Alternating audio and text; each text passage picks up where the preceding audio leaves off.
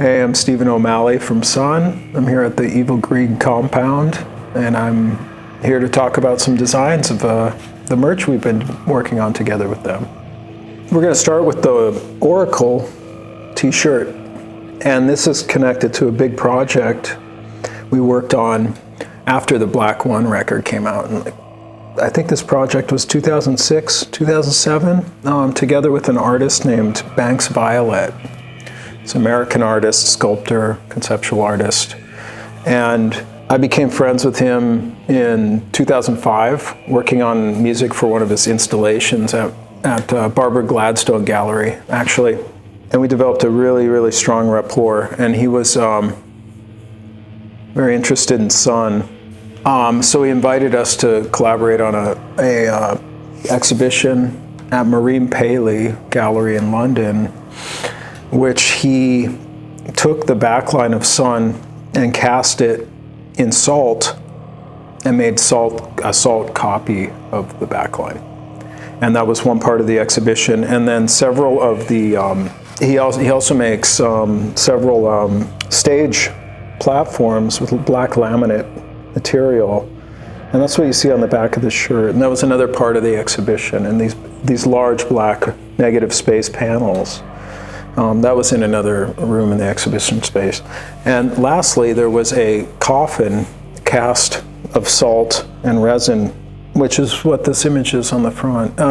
So we released an LP of some music that we made specifically for the exhibition as a kind of catalog. And this t-shirt is the it's the merch for that whole thing. At the exhibition, Sunn played, but Sunn played before the audience could come in the exhibition. And a very rough sketch of the concept was absence of presence. So entering a space and knowing something had just happened there, the essence of it, but the essence of just missing it. This was a great concept, but I have to say it didn't go down so well with our hardcore fans who are lined up outside the exhibition, and I want to apologize to them for that. I hope they understand what we were going for. And I'm glad that this shirt has become so popular. I hope that insight on what the artwork is gives more context to it. Well, so this coffin, in the exhibition, the coffin was in the room which the band played in. So we had all of our backline on these black platforms, which were sculptures actually, and we played the tracks from the album. Well, one of the tracks from the album, the Oracle album, and Attila was doing vocals, and the concept of the coffin was he was in this coffin doing the performance from within the coffin.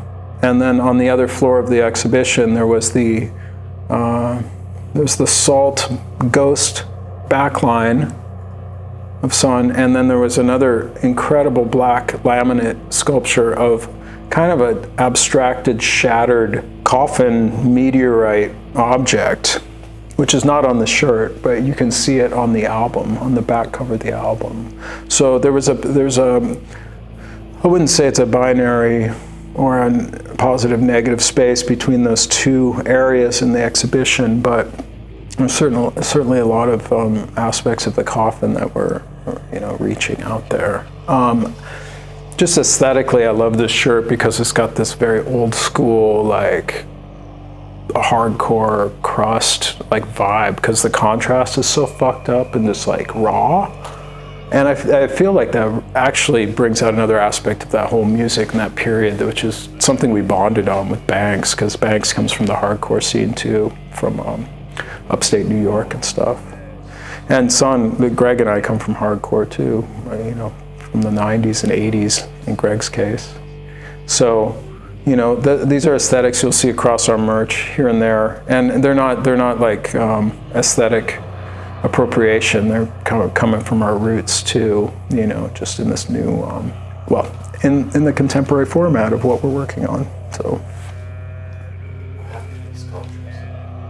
the sculptures were sold, because commercial art, well, not commercial art, it's art market. The backline was sold to the Saatchi brothers, the backline part of the sculpture. I don't know where the other pieces ended up, including the coffin.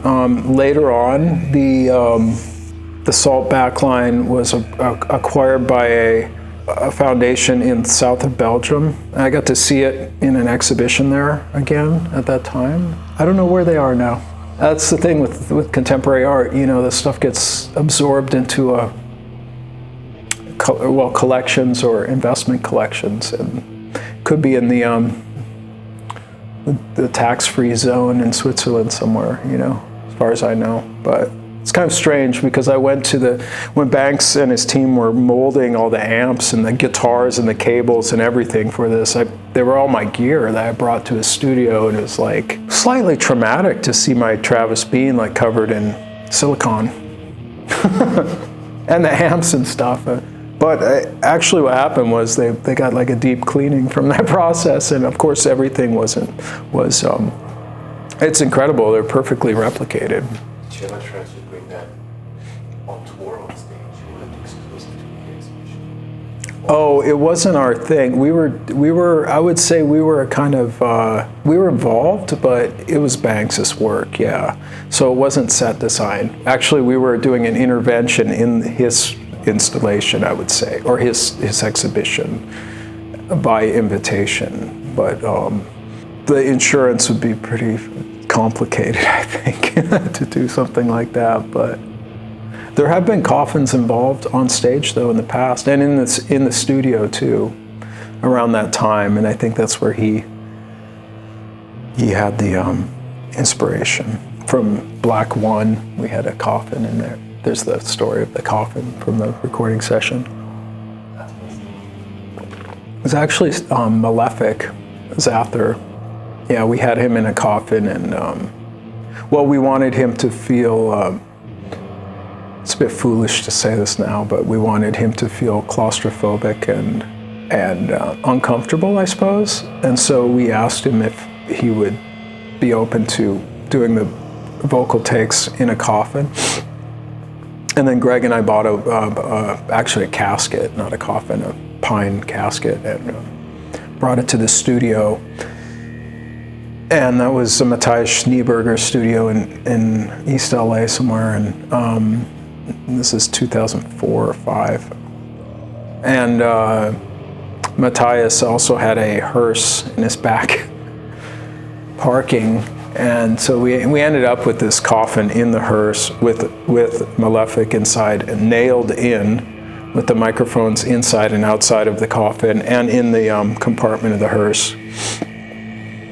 And his performances on Black One come from those recordings. But then we did a concert in Los Angeles at Barnsdale Art Park as part of the Arthur Fest, and I think that was 2005 and it was one of the few times Malefic was on stage with us. He did a couple of tours in 2006, but I don't even know if he'd ever played a concert before, but he came on stage with us and he was carried out on the stage in a coffin.